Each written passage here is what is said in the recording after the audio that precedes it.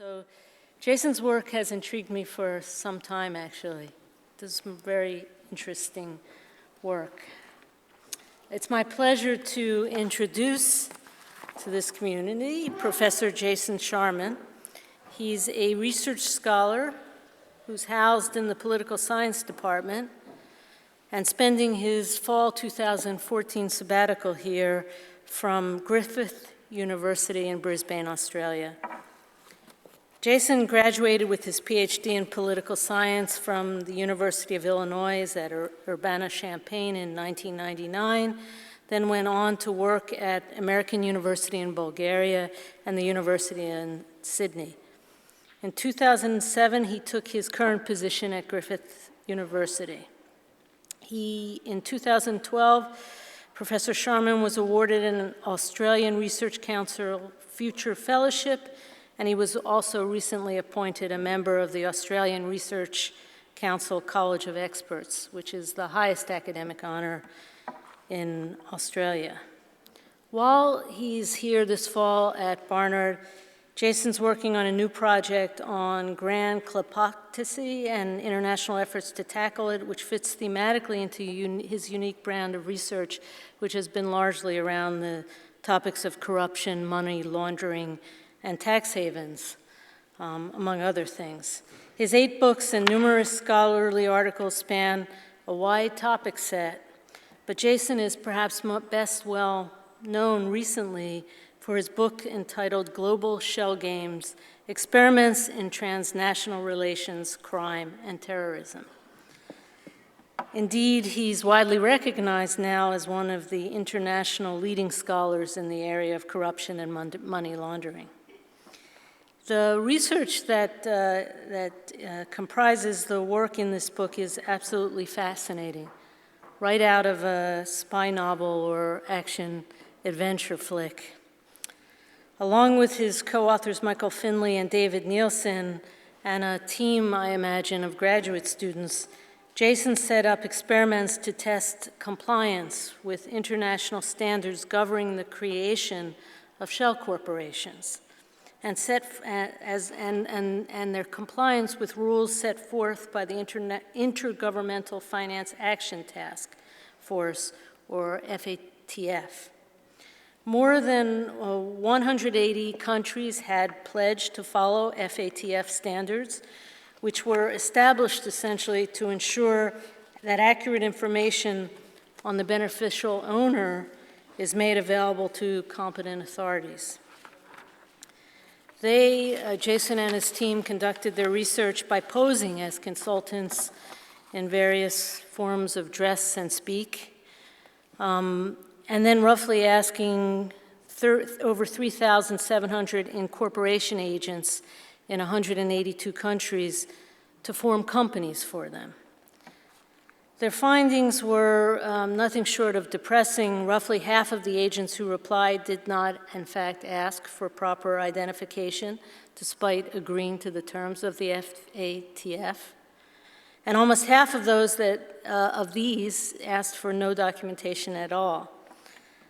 Most importantly, in some sense, as he disaggregated the results, the usual suspects were not the worst violators. Indeed, they found that the so-called tax havens, places like the Cayman Islands, were relatively compliant, and that it was indeed the wealthy OECD countries, not least of which the US and UK, who were not. I'm told that in addition to being a really fabulous scholar, wonderfully influential and productive, Jason is also a terrific lecturer, and that he's demonstrated this skill in the classroom here at Barnard already.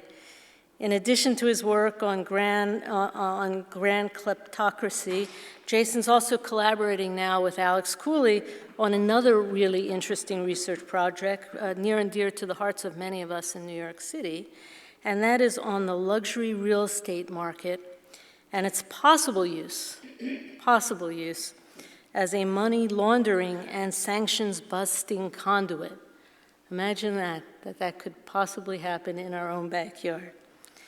The flexibility of the research scholar at Barnard is intended to honor individuals of the stature of Professor Sharman and he honors us indeed and benefits the faculty and students by virtue of his being here.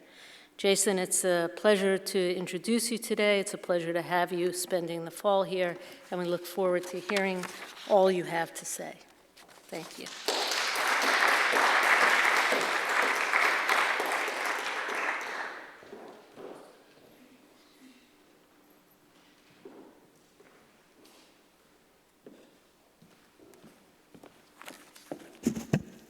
Well, good afternoon, everyone. First off, I'd like to thank the Provost for that very kind introduction.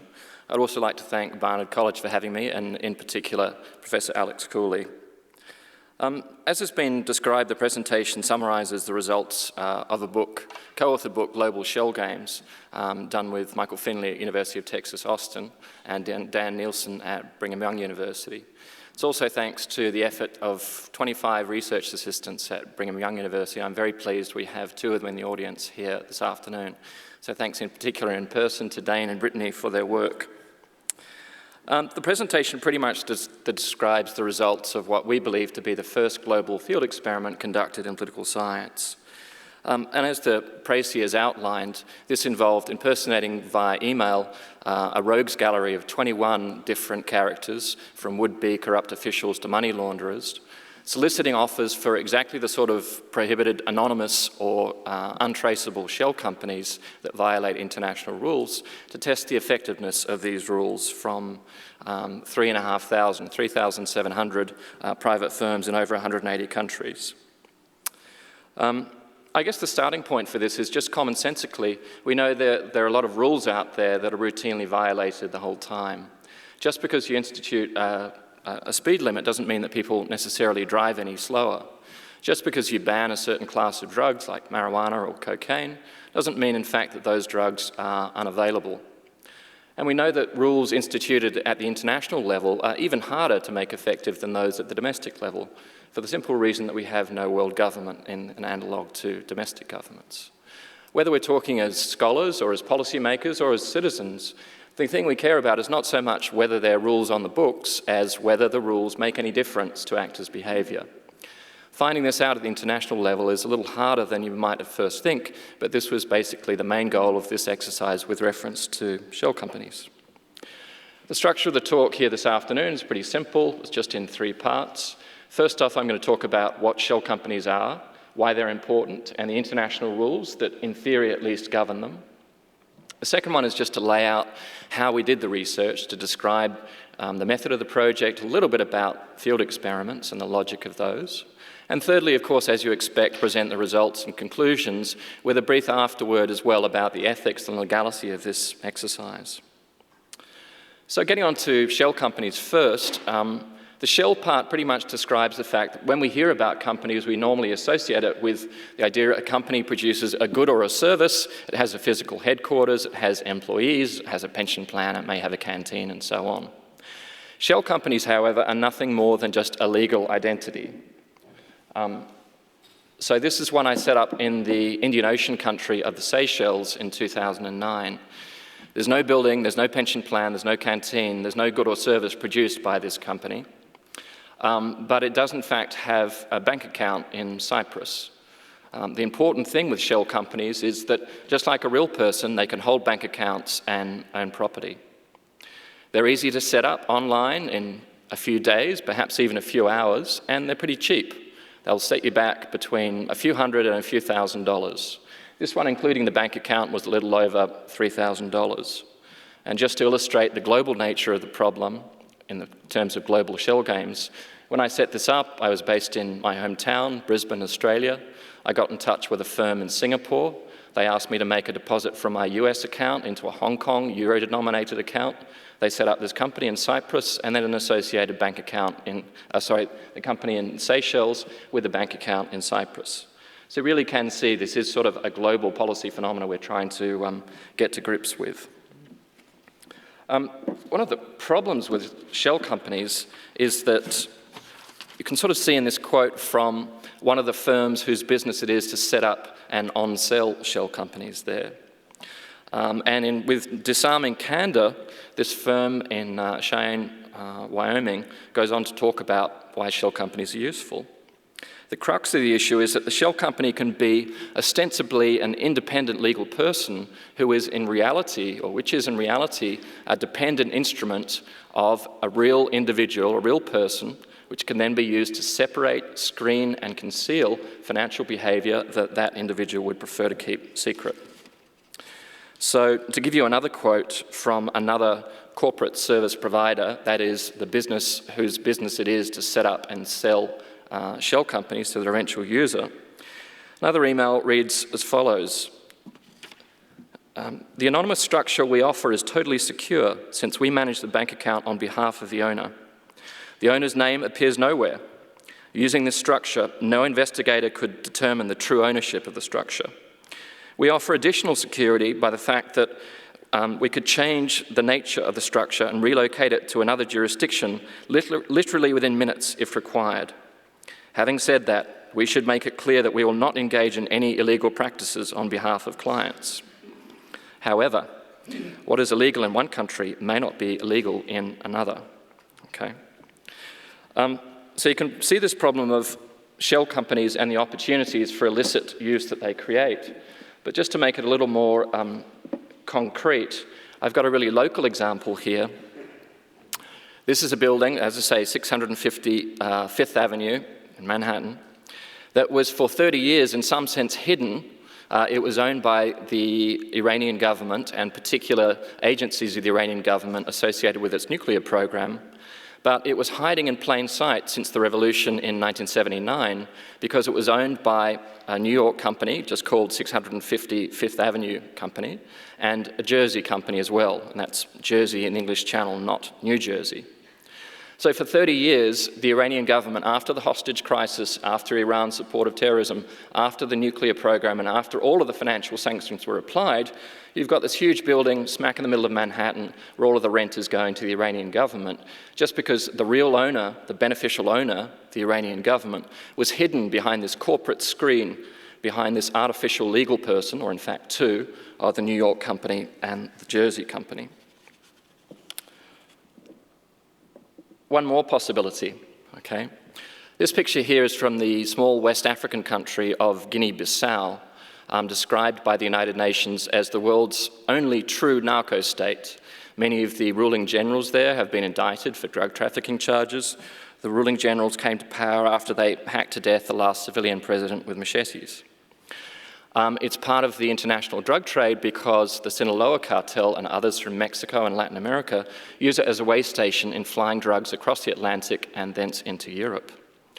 This is a picture from Google Earth of a plane that broke down there in 2008. It had half a ton of cocaine on board.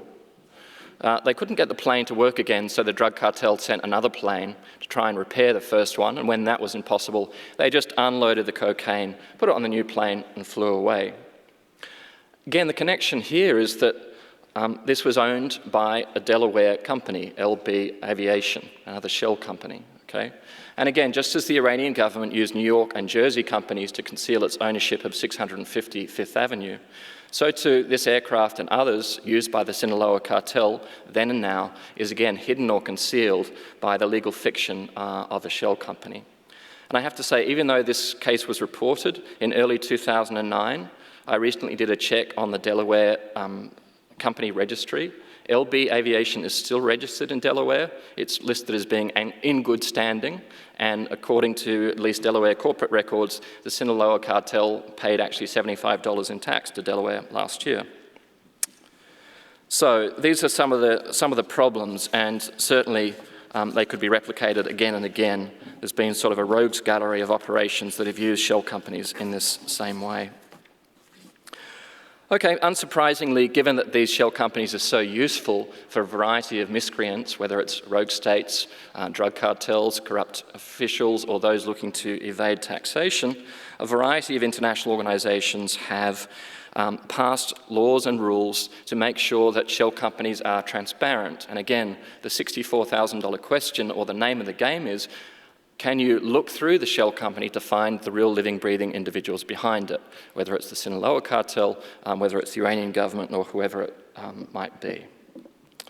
So this is what should happen, and this is from this organization called the Financial Action Task Force, FATF, which is a relatively obscure operation that's based in Paris, obscure but quite powerful, which is the world's standard setter and standard enforcer for anti-money laundering rules. And they've passed a lot of laws, or a lot of rules, soft law, but this is really the gist of that regulating the use of shell companies. So this is the proposition we were testing in the exercise. This is what should happen, what actually does happen. And again, it's pretty self-evident for legal persons, just read companies, and again, for beneficial ownership is this idea of real living, breathing. Who's the sort of mind in control of the company rather than just the identity of the legal person there. The FATF has really depended, though, rather than sort of instituting rules directly themselves, they've delegated a lot of the compliance work, in fact, almost all of the compliance work, rather than to the FATF going out there and checking these things themselves, or rather than national governments like the United States or Guinea-Bissau or wherever checking compliance. The real focus of compliance is these businesses, the corporate service providers I mentioned earlier, who set up and on-sell shell companies. If compliance happens, if the documents are collected through which you can actually find the beneficial owner, it's going to be done by the corporate service provider. If it's not done by the corporate service provider, it's probably not going to be done at all. Okay, and again, the question is, to what extent is this rule effective, and why and when? Okay, I'll go on now to talk a little bit about the method that we chose to employ, and that's the idea of field experiments. It's been pretty much agreed in political science that experiments are most nearly the ideal way of finding out what causes what, but with a big caveat. The usual line in political science is, it would be great to use experiments to prove what caused what, but they are neither practical nor ethical in the kinds of things that we care about. And this is regarded as in some ways going double for international relations, in that we can't sort of assign states or revolutionary movements or terrorist groups, whatever it might be, in the sort of way we need to. Okay? This logic of experiments is pretty squarely based on the other sort of experiment, or the synonym for randomized controlled trial, with the simplest and most powerful example being the way that new drugs are tested. So if you look at the FDA or any other similar regulatory agency, they want to find out, what difference does this new medicine make? Does it make sick people get healthier? Does it induce unwelcome side effects in people who are otherwise fine? The procedure for doing this, as is well known, is to take a relatively large group of individuals and randomly assign them to either a control group that gets a placebo, a sugar pill, or a treatment group that gets the actual drug or medicine that's being tested. The idea is, because of the random assignment, all of the other confounds, all of the other things that could possibly affect people's health, they are washed out or neutralized by the process of random assignments in a large group. So what you get at the end by comparing the average health of the control group and the average health of the treatment group, any difference between those two can be wholly and solely ascribed to the drug in either a positive or a negative sense. Now, as I say, the convention, or at least the conventional wisdom in political science, was that would be nice, but it's not possible. But the three of us, with the help of 25 research assistants, thought that, in fact, we could do better. And rather than having a process of assigning volunteers to either a placebo pill or an actual drug, we decided to set up a variety of email treatments and then randomly assign 3,700 corporate service providers to either a low risk or a variety of high risk customer profiles. The outcome of interest that we were hoping to discover was how compliant are corporate service providers with international rules, namely those that say, if you're a corporate service provider, if you're selling a shell company, you must find out the true identity of the person behind it by getting certified or notarized copies of government-issued photo identification documents, usually a passport, and you have to keep them on file. So if the US government gets curious in 1980 instead of 2009 and says, hey, who owns 650 Fifth Avenue, you can find out easily. Same goes for the plane, for lots of other things.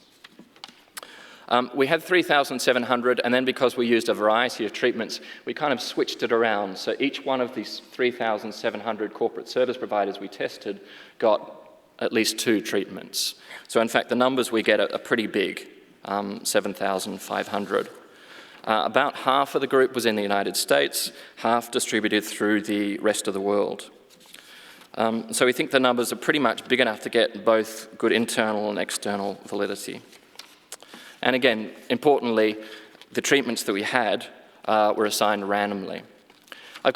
We had 12 treatments in the books. That's really too many to go through. So just for interest of brevity, I'm going to talk about 5, as well as the placebo treatment that forms the baseline here. So this is sort of the baseline email. This is the equivalent to the sugar pill and the medical trial. And I'll go through and talk about a few important elements. First off, just in terms of the mechanics, it's important to realize that we were doing solicitations for shell companies. In this instance, we didn't actually buy any. So the outcome of interest is we approached the corporate service provider. As you can see in the email, the key thing was what identity documents do we require, if any. And again, this was a very direct test of the rule, the FATF rule that I showed earlier. All of the emails, a vast number because in fact our database contains something over 20,000 emails, were sent out by a team of RAs in Provo, Utah. They were set up through specially designed Gmail accounts. We ran all of the email through proxy servers, so if people did a reverse lookup, they wouldn't be able to tell that all the emails came from Provo, Utah, which would mess up our story. We had people of different nationalities, as you'll see. We used the most common male name for the fake identities that we created. The Gmail accounts were registered to mobile phone numbers in Uganda. And for the non-English speaking ones, we put in some spelling and syntax errors as well to make it a little more believable that we were in fact the customers we pretended to be. Okay, looking at the text of this email in particular, as I say, this baseline, first off, you'll probably not be familiar with the geographic entity of Australia because, of course, there is no such place. Australia is rather a composite of 8 low-risk countries, relatively small, pretty rich, low-risk countries, rather innocuous ones with low perceived corruption, low perceived terrorism risk. So this is Australia, New Zealand, the Netherlands and Austria, Denmark, Finland, Norway and Sweden. So in fact, for this email, we had sort of 8 versions of this for each nationality. The 3 reasons we said why we were soliciting offers for shell companies. Well, first off, we wanted confidentiality. Secondly, we wanted limited legal liability. And thirdly, we wanted protection from excessive taxation. And that last one is kind of a hint for sort of hint, hint, we'd like to evade taxes as well.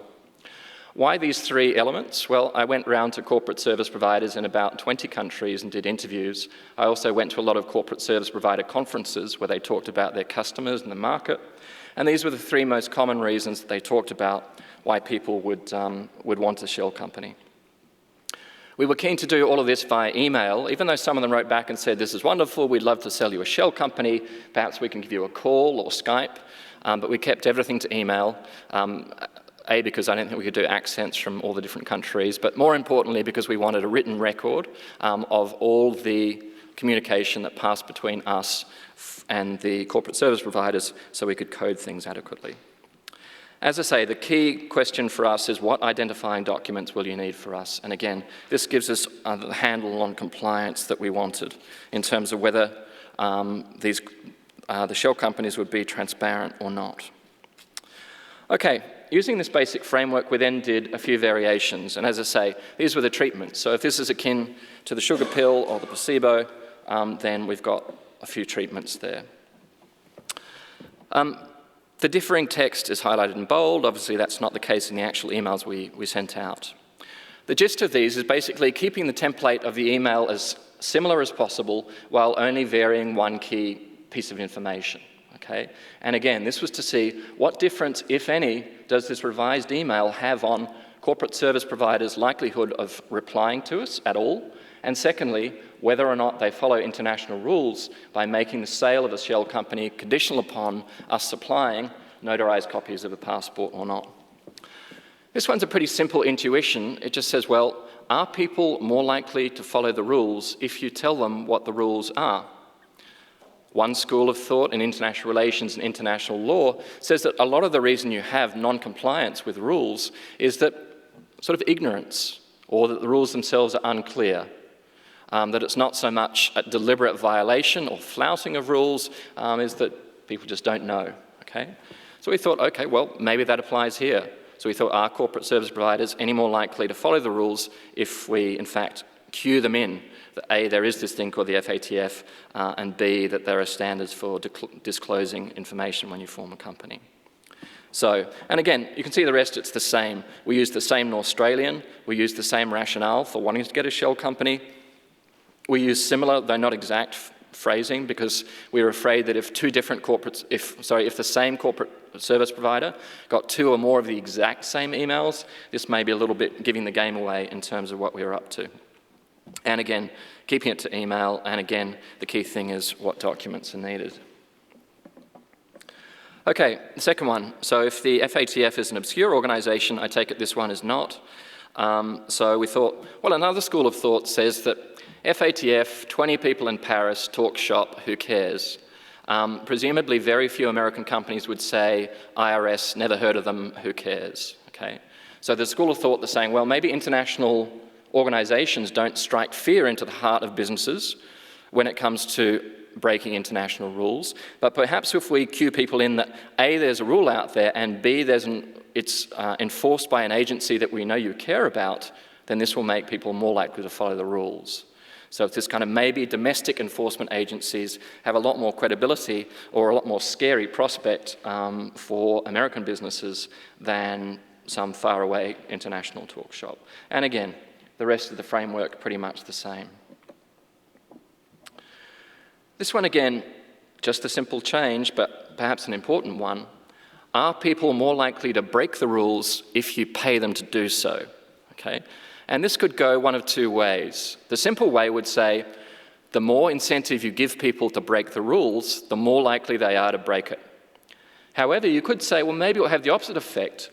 It looks so ridiculously dodgy, so ridiculously suspect to say, hey, there's a rule out there, but I'd like you to break it, that perhaps it would, there would be a different effect of people saying, well, look, the corporate service provider is saying, these guys seem very dubious to us, and in fact, we're going to be less likely to do business with them or more likely to comply. So it could have gone either of the 2 ways, and, frankly, we weren't sure. That's why we did this. Again, the rest of the framework the same. And again, this is our Australian, our composite, small, rich, innocuous country. We changed this in terms of the nationality by having another composite country, Guinea-Stan. So if Australia is a basket of 8 countries, Guinea-Stan again is a basket of 8 countries, but very different countries. So we've got the 4 Guineas, Guinea-Bissau, which I've mentioned already, Equatorial Guinea, Guinea and Papua New Guinea, and then the Stans. So we've got Kyrgyzstan, Kazakhstan, Uzbekistan and Tajikistan. Why these 8? Not just because they make an easy-to-say composite, but because they have a very high corruption risk. All of these 8 countries are located in the bottom 1/5 of Transparency International's Corruption Perception Index. They're very closely associated with corruption. Just to make things a little less subtle, we also put in there that the individual here was involved in public sector consulting for government procurement. What's the significance of that? That's pretty much the most corrupt industry out there, okay? So we thought we've got to make something really, really incredibly obvious that this is a big corruption risk, okay? And the combination of someone from a really high corruption country in a really high corruption industry asking for an anonymous shell company is about as subtle as a 10-ton truck and a mudslide that this person wants to get up to no good. And again, does it make a difference? Do corporate service providers adopt the risk-based approach that international standards say they should, i.e. that while all customers should get scrutiny and due diligence in terms of finding out who they are, the higher the risk, the more rigorously the rules should be applied, okay? And again, most common male name, same difference and same frame of the email. Last treatment. Terrorism financing has been, for obvious reasons, prominent on the international agenda since 2001. Again, in the same way that we changed the risk profile by changing the nationality of the fictitious client, so too we do the same thing again here. So we used 4 countries that are perceived to have a high risk of hosting terrorism. There's Palestine, Pakistan, Yemen, and you can see that you've got working for an Islamic charity in Saudi Arabia. Now, these are not random risk factors. We actually looked through the FATF standards, and the FATF standards say, how would you know a terrorism financing risk? And they say, well, first off, you should look what country the customer comes from. Secondly, you should look at what business they're in, and we pretty much tick the box here. So just like the corruption treatment is a very unsubtle flagging of risk to corporate service providers, so too this one is pretty unsubtle terrorism risk. Okay, so our research assistants sent these out, and we waited for the results to come back, and within 2 years of emailing back and forth and coding, we had our sorts of results. But of course, in getting all this email traffic back, we had to decide, well, what counts as compliance, what counts as non-compliance? And in some ways, the answer wasn't as obvious as we first thought. So really 5 things could happen when we sent these emails out to corporate service providers. Firstly, they could just not reply at all. And in fact, we had a pretty high number of just non-responses. And in some ways, this was the most difficult one to deal with because we weren't sure, is this kind of a soft screening where they say, this looks really dubious, looks very suspect, we're just not going to have a bar of this, we're not going to reply at all? Is this because they were just busy? Is this because they thought we were time wasters? Some of the corporate service providers wrote back and said, as I'll show you in a second, you look like a scam, you look like a Nigerian advance fee fraud, we're not going to deal with you. So it was a bit hard to tell what was going on with those with a non-response. The second one we could get was a refusal. And here's a couple of ones here. These ones are pretty easy to code, as you can tell. Where people just wrote back and said, look, we're not going to do business with you. And sometimes they specified a reason, and sometimes they didn't, okay? And as I say, you can see Rahman Sokolov is our fictitious Tajik. And again, this is from US law firm. We've differentiated between US law firms and US incorporation services as well. Some of the refusals we got were kind of angry. So this was a fictitious Dane writing to a corporate service provider in my home country of Australia. And you can see that you've got this pretty irate response. And we got a few others like this as well. Sometimes it's saying, we've reported you to the police, and so on and so forth, okay?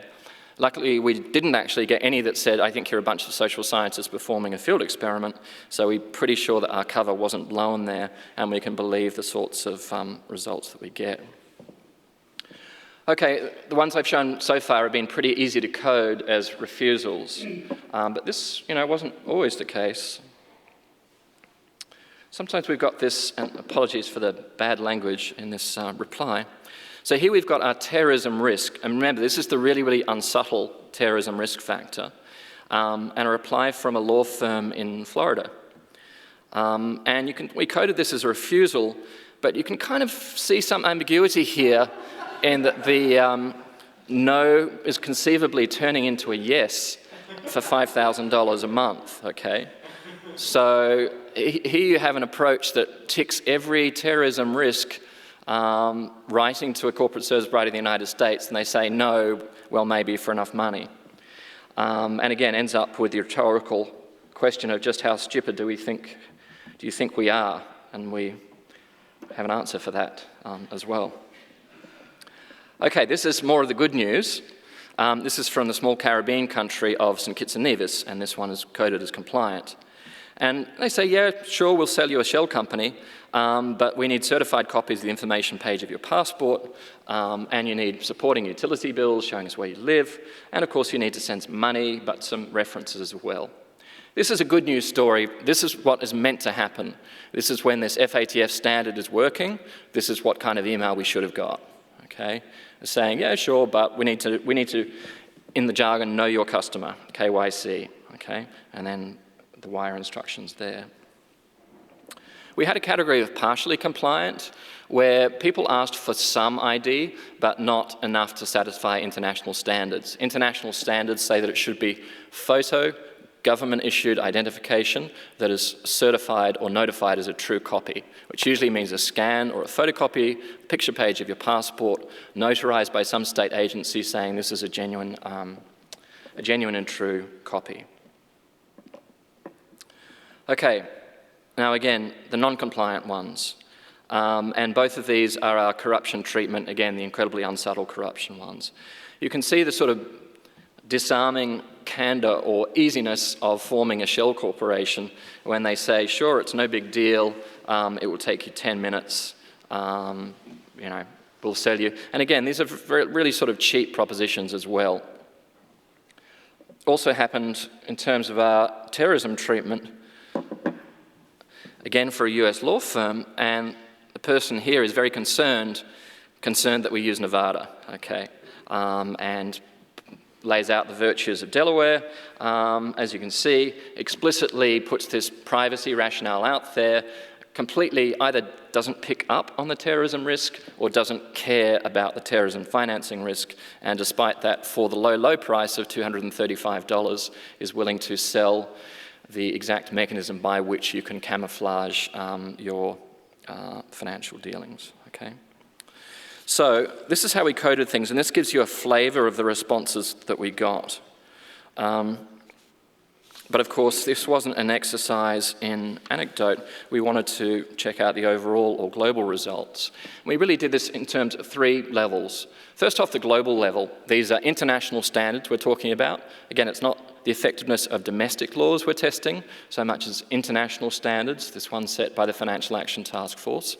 So the first thing was, just globally in the aggregate, how effective or ineffective are these international rules? The second one was saying, we have a hunch that some countries do a better job of enforcing these rules than others. So we had sort of a country-by-country compliance. And the last one, most directly buying into the logic of experiments, again, gets back to this idea of the control group and the treatment group. What difference, if any, did it make to compliance levels telling people there was a rule, or paying people to break a rule, or telling American companies that the IRS enforced it, or posing an outrageously obvious corruption risk, or posing an outrageously obvious terrorism financing risk? And as you've heard, the news is not necessarily good. In fact, it's not good at all. 48% of the replies we got failed to ask for the proper government-issued identification. And 22% of the replies that we got failed to ask for any photo identification documents at all, i.e. you got sort of a 1 out of 5 chance from the replies of finding someone who will sell you one of these, exactly the kind of anonymous or untraceable shell companies that are so useful for criminals and that are explicitly banned by international standards and have been so for at least 11 years. So globally, the picture is not good. Okay, how about country by country? And here we've just aggregated them into a few groups. Just a little bit of explanation. The graph on, I guess, my right, your left, is just the United States. The other one is the developing nations, OECD tax havens, is the rest of the sample, the international sample, 181 countries. And what are the bars measuring? We've developed this indicator called the Dodgy Shopping Count, DSC. And the intuition behind this is to say, if you wanted to buy an anonymous shell company, on average, how many corporate service providers would you have to approach before you would find one who said, no problem, we'll sell you a company and we don't need any ID? So the higher the dodgy shopping count, the better international standards are working. If you have to go to 20 corporate service providers before you get a non-compliant one, it's pretty good news. If you only have to go to 3, that's pretty bad news, okay? And you can see here, in terms of the international sample, the results are in some ways exactly the opposite of the ones we'd expect. The small island jurisdictions that feature in James Bond films and John Grisham novels, like the Caymans or Liechtenstein or Seychelles or exotic palm-fringed tropical islands, in fact, tend to do the best. That is, the dodgy shopping count's almost at 25. So you have to go through a lot of corporate service providers before you find one who will sell you an anonymous shell company. The second surprise is that poor countries actually do better than rich countries on this measure. So you see poor countries don't do as well as tax havens, but they do a fair bit better than members of the Organisation for Economic Cooperation and Development. And again, this is kind of the opposite of the result we'd expect. The intuition was poor countries don't have enough money or enough expertise to enforce global standards well. But as I say, not the case. And sort of the policy significance of this is doing a good job is not a gold-plated solution. It's fairly easy and cheap to enforce these standards if you want to. And if you want to seems to be the crucial bit. Turning to the US side of the graphs, you can see that law firms in the United States were much more compliant than the incorporation agents, okay? And again, this was because the law firms tended to be much more reticent to answer our emails at all. So it wasn't so much the law firms were writing back saying, we need a copy of your passport and so on. It was pretty much that they just weren't replying at all. Whereas the incorporation service providers were much more likely to write back and much less likely to ask for notarized ID in the way that international standards say they should have. Okay, and lastly, the sort of experimental results. It's kind of a story of dogs that don't bark. Again, it's separated that we've got the US dodgy shopping count on my right, your left, and the international one on the other side. There's really a lot less, you can see some variation there, but it's basically a lot less than we expected. So in terms of the overall conclusion, you can see that corporate service providers were remarkably insensitive to risk. They were insensitive to information about the rules they should be following. A couple of exceptions. You can see that terrorism there did make a difference. So the ridiculously obvious terrorism risk profile did make corporate service providers either less likely to reply or more likely to write back following the rules and saying, yes, but we'll need these sorts of things. And this sensitivity was exhibited both in the international portion of the sample as well as the United States one. Kind of the unfortunate caveat to this is it seems like the policy area where shell companies are sort of least problematic or least used by miscreants is in fact terrorism financing. So we do best at responding to the least risk. The one where we've probably got the most risk, corruption, you can see it's pretty much identical with the placebo, with the low risk one. So it doesn't matter whether you're an honest, law-abiding, innocuous-looking Dane or New Zealander, or ridiculously obvious corruption risk procurement consultant from Equatorial Guinea, it makes no difference to the ability, to the willingness of corporate service providers to give you an anonymous shell company. This is pretty bad news from the point of view of enforcing international corruption rules. The other one you can see where there was some significant difference was the IRS, in that saying IRS to US firms does catch their attention and does make them be a little more rule compliant. Again, just like there was a caveat for the terrorism one, the caveat is that the IRS does not actually enforce these standards. That wasn't actually true. So it wasn't so much we were telling them they were in no real danger of being having enforcement procedures taken against them by the IRS. So as I say, not a great note to end on, but I did want to say a little bit in closing about the legality and the ethics of this. Lying to people for good reason is usually regarded as a bad thing to do. And initially when we put this up to the IRB, we got rejected for the design on the grounds that this involves lying to people and deception is unacceptable in social science, or at least there has to be a compelling reason why. Obviously, given that we did the study, you can tell that we did get clearance to do it. But it's important to say all of the deception we used, we put forward a number of arguments for it. First off, it's not like we were strapping electrodes to people or giving them drugs and so on. There was no physical or emotional suffering involved. Secondly, we destroyed all of the names of the companies and individuals in all of the emails in such a way as even if we were subpoenaed or we got a private lawsuit against us, we wouldn't be able to recover the names of individual companies or people even if we wanted to. So to make sure that no one could come to harm from this. Thirdly, we said, look, this is a big important policy area. If you're a money launderer, if you're a corrupt official, if you're giving and receiving bribes, if you're evading tax, then these untraceable shell companies are pretty much your go-to solution in terms of hiding the illicit financial behavior that you're engaged in. So this is not just some kind of contrived parlor game, intellectual, navel-gazing exercise. Lastly, we said that we can't really get this sort of information in any other way. Going around asking people, do you follow the rules, is not a good way of finding out whether people actually follow the rules. Okay? So the combination of these said that this is how we got ethics clearance. Finally, I would say as well, in terms of the don't try this at home, the exercise was very much in terms of solicitation. Though I have bought shell companies, we were very keen that we couldn't go through and actually buy ones here, because of course, any time you sign a legal document in someone else's name, that's a criminal offence, that's fraud.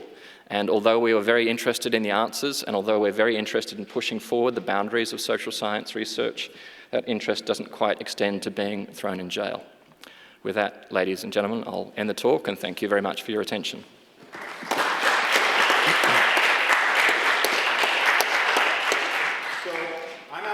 Jason, do you want to just field your own questions? So maybe sure. three or four questions, and then we'll break for the reception, carry on the conversation. Perhaps, as you ask a question, you can just let us know who you are. Identify yourself so you're not an anonymous shell company. Sure.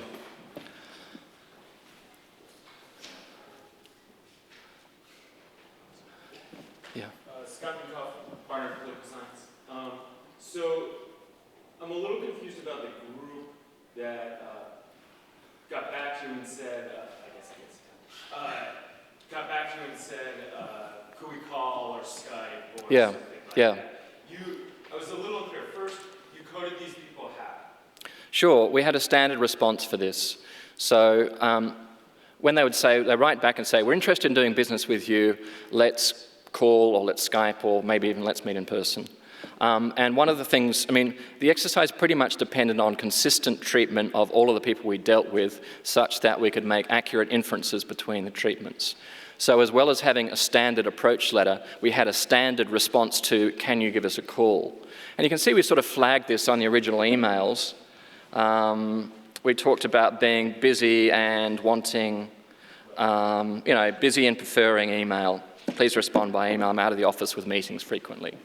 So we just pretty much used this, and if they came back again, they'd say, well, unfortunately, we really have to do this via email or not at all. And then if they, then it would be coded from there. If they said, well, we're not going to do it, okay, that would be coded as refusal. But yeah, you're right. It depends on consistent treatment, and that's why we had, consistent treatment for putting in subject lines, for putting in names, for having these email texts being substantively similar, if not identical, and for that kind of response too. But some of these people are thrown out of the sample completely, or everybody gets some sort of coding? Everyone gets some sort of coding, even if it's non-response, which, as I say, for some of the groups was really high. So for US law firms, the non-response was 77%. So that's exactly my question. That non-response group, yep. Do you have a sense of whether they are systematically one way or the other?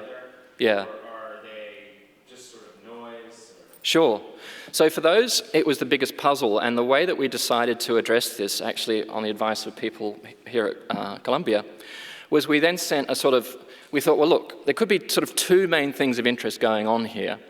Either soft screening of, we think you're suspicious, so we're just not going to get into this conversation with you at all, or just something else, which is you're not worth it in terms of the money, looks like pretty small fry, we're not going to get back. And that was the really key distinction for us. Is this soft compliance or something else? So we thought, okay, how do we test this? And for those that we sent them the original email, and then again, part of the standard procedure, if they didn't get back to us within a week, we sent a prompt. We just sent the same email again. If they didn't get back to us after that, if they were non-response, we sent them just what we called a super control email, where we just said, by the way, are you still in business? Okay, so there was no talk of setting up a shell company, no talk of the risk factors or so on. It was just the most innocuous thing to say, are we going to get any response out of these people at all? And for those sort of things, 92% did not get back to us, even with that just really, really simple email. So on that, we believe, though can't conclusively prove prove. We believe that it was not soft screening what was going on, that it was in fact people just saying, these look like time wasters, or for the US firms, we're not used to dealing with international clients or something else. So yeah, the short answer is we think that only a small proportion of that non-response is non-compliance. But as I say, that was kind of, in one way, one of the trickiest results to interpret. Thanks. Yeah. Hi, Drew Johnson from Barner. If you talk a little bit about what's the difference between these shell companies Yep. and, say, banks and money laundering? And there have been Sure. huge penalties put onto banks. Yeah. Money laundering, are they two different kinds of streams of money? Are they different kinds of clients? They often go together. So to take one of the big bank cases, and the fines keep on getting bigger and bigger. So what looks like a really big fine 3 years ago no longer looks so big. But there was a Swiss company called UBS, a bank, that was helping US clients evade taxes. And they did this through a variety of ways, some very creative, like sticking lots of diamonds in a tube of toothpaste and then flying it across the Atlantic and bringing it into the United States, or exchanging envelopes of $20,000 in cash in Manhattan restaurants. But neither of those is very convenient. So instead what UBS mainly did was said to its US customers, we're going to set up a company for you in Antigua, and you hold your bank account. You don't say it's Jason Sharman or Alex Cooley's bank account. You say it's some company in Antigua. And as long as the IRS can't work out who's behind the Antiguan company, then the US citizen, the beneficial owner, gets to enjoy all of the tax income, all of the interest income from the bank account tax-free. Now, UBS got in really big trouble for this because there was all this email correspondence where UBS actively was complicit in this exercise of setting up a shell company to screen the fact that it was really a living and breathing an American citizen holding this bank account, not some concern in Antigua. So yeah, there's a really intimate link between the use of companies, the use of banks, and money laundering. They tend to go together. I mean, not always, but mostly. So that's why when I set up the company in the Seychelles, I was then interested to say, great, I've got my Seychelles company, now I want to see if I can get a bank account involved with it. So again, just like living and breathing people like me and you can have bank accounts, so too can shell companies, and that's where a lot of the potential for mischief comes in. Hi, I'm Andrew Lowson, I'm from Placebo. I have a question, two questions actually. First of all, where did you get the listings of the corporate service Yeah. provider? Or, am I using terminology right? Yeah, no, you are. And then the second one, did you discover any tendencies that when you were applying to U.S. companies, that didn't send you to, like, to direct you to set up a bank account in country X and incorporate country Y? Yeah. Yeah, I mean, the first one was, again, hard. One of the reasons why corporate service provider compliance tends to be worse in rich countries than elsewhere is that corporate service providers don't have to be licensed or regulated in places like the United States or Australia. So if you want to go into your garage this evening or into your apartment and set up a website and sell companies, you can. And there's no government agency that's going to say, well, you have to be a fit and proper person, or you have to pass these tests or report information and so on. Which is great for getting cheap and dodgy shell companies, but it's very inconvenient for us in setting up the sample size. So what we did, it's a convenient sample. For all the places that register corporate service providers, we could just grab that registry. But for the larger number of places, we just had to use a ton of Google searches for every country in the world, where we used a variety of 5 or 6 cognate terms of company incorporation, company, business law, and so on and so forth. So we think that we know that we have the most comprehensive list of corporate service providers out there, but we also know it's not the complete list of corporate service providers out there. In terms of the second question, a corporate service provider in, say, Wyoming certainly doesn't have to offer a Wyoming company. It might, or it might offer a company in any one of the other 49 states, or indeed a foreign jurisdiction as well. We haven't gone through and looked at all of that data yet, so I'm not sure, but I think it would be really interesting to see. Some of the patterns are sort of known historically, so Hong Kong service providers tend to prefer shell companies in the British Virgin Islands and the Caribbean, and you sort of say, why is that? And the answer I got from a corporate service provider was, well, there's many different kinds of cola out there, but people just prefer Coke. There are many kinds of shell companies out there, but some are just more fashionable than others. In the United States, I can say that the 3 jurisdictions that were most often recommended were Nevada, Delaware, and Wyoming, which is a problem because they tend to have the biggest problems as well.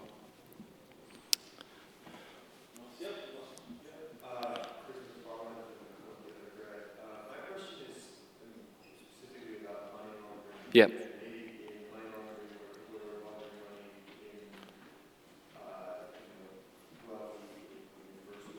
Mm-hmm. Yeah. At some point, money shows up or leaves bank accounts, right? And this has a trail. Mm-hmm. How do these shells work? I'm trying Yep. to understand how finance moves Sure. in and out. Yeah. So you're right that first off, if you're doing small-scale money laundering, you can just use cash, and then of course you don't have to worry about this kind of thing. But $1 million in US $100 bills weighs about 20 pounds. So, it starts getting heavy and bulky. If you get a really big suitcase, the most you can fit in is $3 million. And then, of course, you've got a really big suitcase to deal with. Physical cash degrades, can be stolen, is obvious to law enforcement, and so on. So you are probably looking to do it electronically. But then, as you say, you have a bind because electronically leaves a trail if you're doing wire transfers or telegraphic transfers. The trick with shell companies is that if you hold an account in the name of a shell company and then do the electronic transfer from one shell company to another, you can say, look, company ABC did the transfer, but then what? The company cost $235 to set up. It has no assets. You don't know who's behind it. So even if you could close that account, the horse is already bolted and you've got no one to throw behind bars. Yeah, hopefully, if the system works, you'd be able to say, aha, company ABC set up in Wyoming, then you'd go to the corporate service provider in Wyoming and say, who set up this company? But the problem now is for all the non-compliant places, they'd say, we have no idea who set up the company. And that's where the trail stops cold. And that's kind of your problem. And, bear in mind, often for complex criminal schemes, it's not a shell company. It's shell company 1, wire transfers to shell company 2, which goes to shell company 3, goes to shell company 4, and so on and so forth. Okay? So the fact that there's an electronic trail out there doesn't help you if you haven't solved this issue of penetrating or getting through the corporate veil. As I say, it's kind of the $64,000 question if you're looking to investigate these things.